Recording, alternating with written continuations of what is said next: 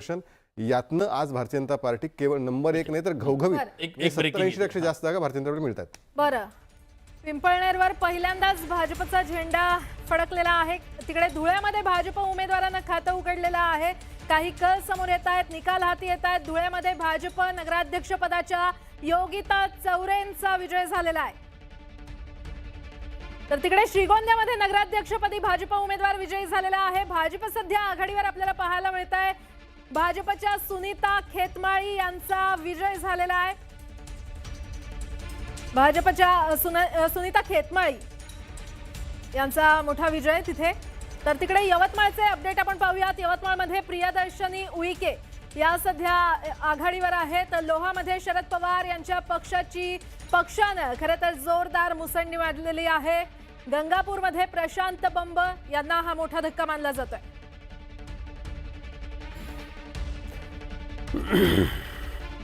यवतमाळमध्ये प्रियदर्शनी उईके सध्या आघाडीवर असल्याचं पाहायला मिळतंय। काही ठिकाणी जल्लोष सुरू झालेला आहे। शरद पवार यांच्या पक्षानं मुसंडी मारली असेल तर तो तिथल्या चिखलीकरांसाठी हा मोठा धक्का आहे। कारण नाही प्रताप पाटील चिखलीकर अजित पवारांच्या गटात अजित पवारांकडे गेले, त्यामुळे त्यांना तिथं तो एक धक्का असू शकतो। ते आधी भाजपमध्ये होते, माझे खासदार होते, नंतर ते अजित पवारांकडे गेले मागच्या विधानसभा निवडणुकीला। दुसरं उमेदवाराचं नाव शरद पवार आहे। त्यांच्या उमेदवाराचं नाव आहे का? उमेदवाराचं नाव शरद पवार आहे। कुणाचं उमेदवार आहे तो? चिखलीकरांचा आहे। चिखलीकरांचाच आहे का? बरं, तो शरद पवारांचा योगायोग साधलेला दिसतो। एकत्र येण्याच्यासाठी लिटमस टेस्ट चालूच आहे सगळी।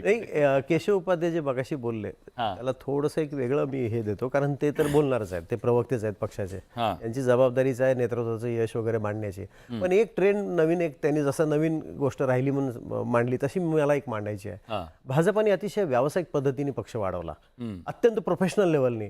त्यांनी काय केलंय की एखाद्या गावामध्ये कोणी किती का बदनाम असे ना, कोणाच्या पार्श्वभूमी कशी का असे ना, आता नाशिकमध्ये कोणाला पक्षात घेतलं टीका झालीच ना, पण त्यांनी पर्वा नाही केली।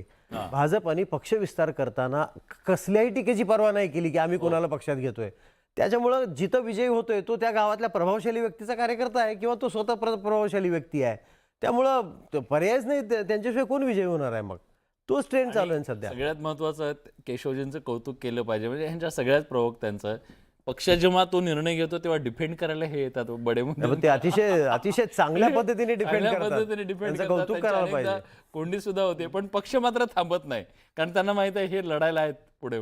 पण ठीक आहे, तर या सगळ्याचा परिणाम दिसतोय। म्हणजे भाजपनं ज्या प्रकारे नेत्यांची घाऊक प्रमाणामध्ये जी इन्कमिंग केलं, खाली प्रत्येक नगर परिषदेमध्ये आज त्याचा रिझल्ट दिसतो। बरं, एक मोठी बातमी, साताऱ्याच्या म्हसवडमध्ये भाजपनं एकहाती सत्ता मिळवली आहे, कारण भाजपचे 21ही नगरसेवक विजयी झालेले आहेत। साताऱ्याच्या म्हसवडमध्ये भाजपनं एकहाती सत्ता प्राप्त केलेली आहे। भाजपचे 21 नगरसेवक विजयी झाले असल्याचं कळतंय।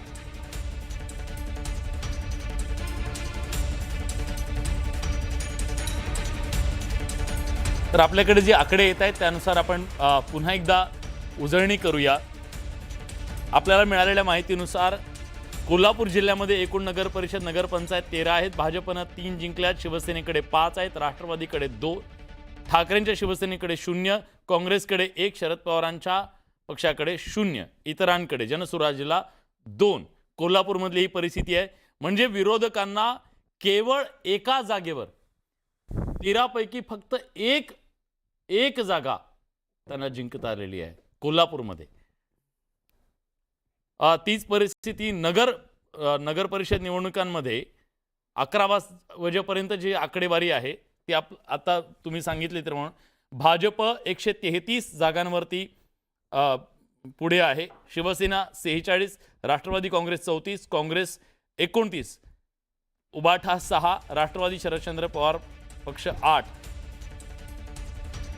तर आणखी काही कल निकाल हाती येत आहेत। आरमोरी नगर परिषदेमध्ये प्रभाग 1 मध्ये भाजपनं आघाडी घेतलेली आहे। आरमोरीमध्ये प्रभाग 2 मध्ये देखील भाजपचेच उमेदवार विजयी झालेले आहेत। प्रभाग 1 मध्ये भाजपनं आघाडी घेतली आहे, तर प्रभाग 2 मध्ये भाजपचा उमेदवार विजयी झालेला आहे। आरमोरीमध्ये भाजपला हे मोठं यश मिळालेलं आहे। आरमोरी नगर परिषदेमध्ये प्रभाग 1 मध्ये भाजपनं सध्या आघाडी घेतलेली आहे। तर प्रभाग 2 मध्ये पुण्यात सुद्धा पुण्यातले काय सांगूया आपण। पुण्यामध्ये सासवड नगर परिषदेमध्ये भाजपचा विजय झालाय। भाजपच्या नगराध्यक्षपदाचे उमेदवार आनंदी काके जगताप विजयी झाले. तर संजय जगताप यांनी नुकताच भाजपमध्ये तिथे प्रवेश केला होता. जेजुरीमध्ये निकाल आपल्या हाती आला. राष्ट्रवादी अजित पवार यांच्या पक्षाचे नगराध्यक्ष पदाचे उमेदवार जयदीप बारभाई विजयी झालेले आहेत. तिजोरीच्या चाव्या माझ्या हाती आहेत किंवा तिजोरी आमच्या नेत्याकडे आहे, असे जे प्रचाराचा सुरू